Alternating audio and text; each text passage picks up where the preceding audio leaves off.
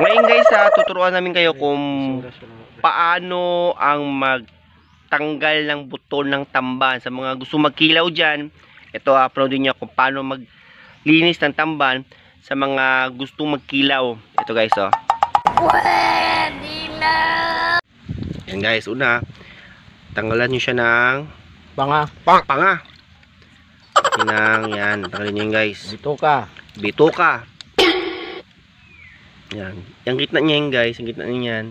Yan yung kanyang buto. Tapos yan.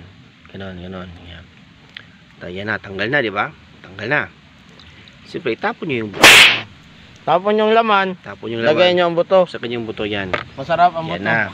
Diba? Klaro man guys, no? Ito yung kalabasan noon sa mga gusto magkilaw.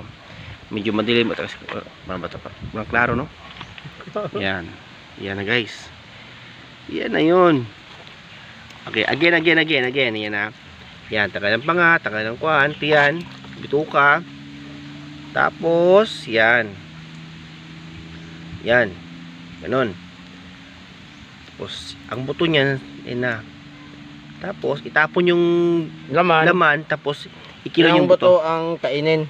Baliktad. Yan na. Yan lang guys Kung gusto ng tamban guys, punta sa Madaom. Oh, Madaom guys.